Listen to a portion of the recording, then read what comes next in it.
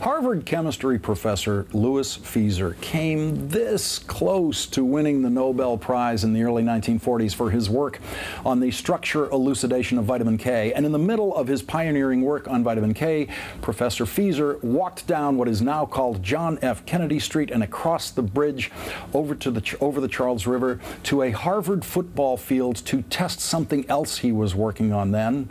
It was the 4th of July, 1942, and Professor Feser was conducting his very first test of what was to become his most important invention, napalm. The test was a smashing success because, as Sven Lindquist tells us in his book, The History of Bombing, the new Harvard formula for napalm increased the, quote, ability to penetrate deeply into the musculature where it would continue to burn day after day. Professor Feser and his Harvard colleagues had invented a new way of death, napalm eating into your skin, sometimes quickly, sometimes slowly.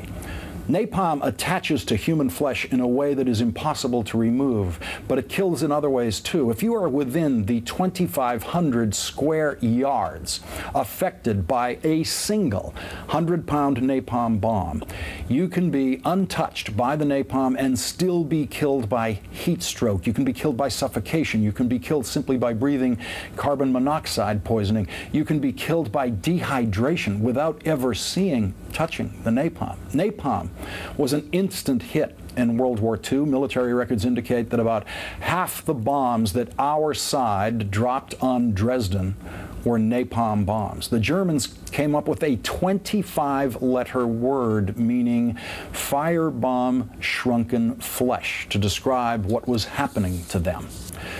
Many Germans were actually baked to death by the intense heat without ever being touched by the napalm. Napalm was extraordinarily effective in Japan. Napalm burned 40% of the land area in the Japanese cities that we attacked with napalm. Japanese homes were the easiest possible kindling for napalm. Whole neighborhoods made of wood and paper homes. They just disappeared. And that was before we dropped our ultimate weapon of mass destruction on Japan at Hiroshima and Nagasaki. We then used much more napalm in the Korean War, where we dropped about 250,000 pounds of napalm every day. It was our cheapest weapon of mass destruction. Each napalm bomb was made of plastic, held about 100 gallons of napalm, and cost $40 each.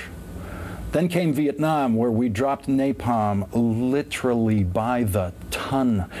But this time around, the 400,000 tons of napalm that we dropped on soldiers and civilians and animals and babies were seen around the world in our first televised war. And as America watched napalm lighting up our TV screens night after night on the evening news, America's collective sense of moral superiority in war slipped away.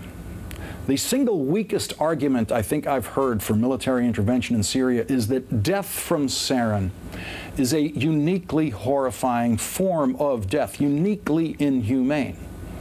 But if we're going to get clinical about this, there are many forms of death in war that can be more inhumane than sarin gas, which kills within minutes or hours. Syrians can take days to die from gunshots, treated or untreated gunshots. Syrians can lose parts of their bodies to a traditional bomb and take days or weeks to die without access to any form of painkiller. Stab wounds could leave you clinging to life in excruciating pain for a much longer time than sarin gas. And how do we judge the quality of death in war? By the elapsed time from initial wound to death, by the pain level? I don't think there's a reasonable way to make that evaluation. Here is the most famous napalm victim in history. Kim Phuc was 9 years old on June 8, 1972, when we dropped napalm on her village in Vietnam. Her 2 infant baby cousins were burned to death.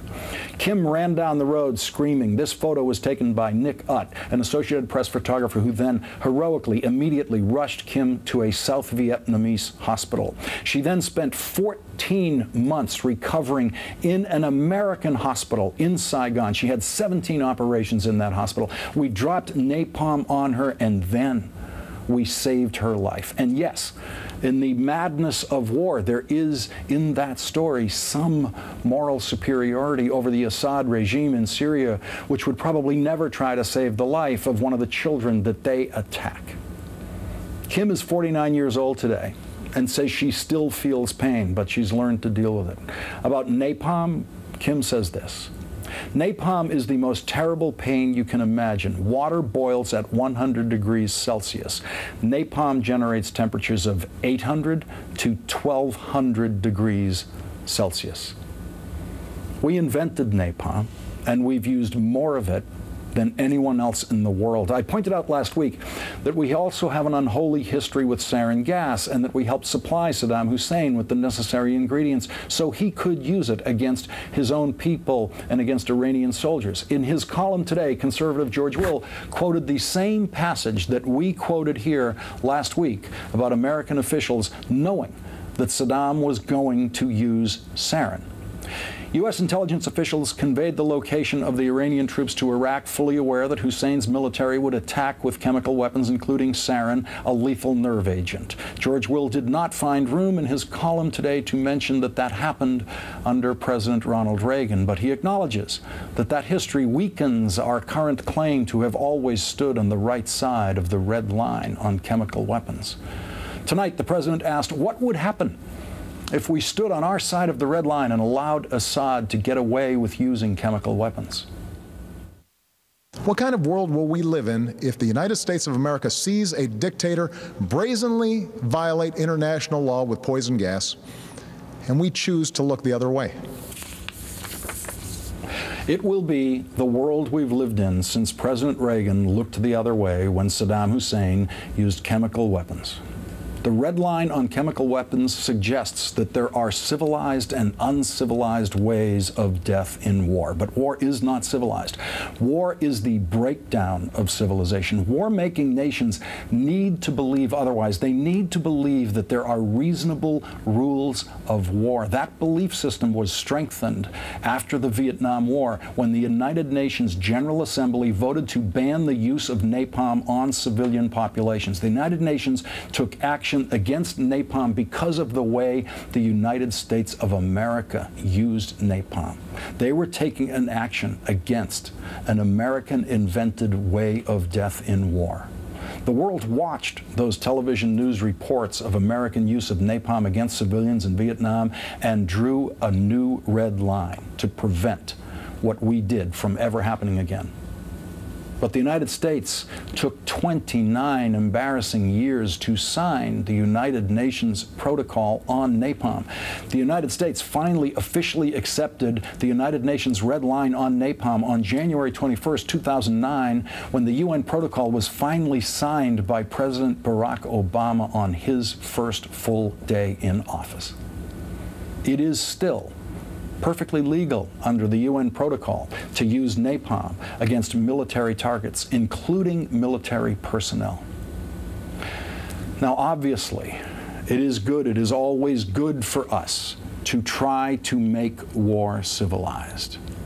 But no matter how hard we try, no matter how many rules we write, no matter how many red lines we draw, we will never succeed in making war civilized, and death in war will never be humane.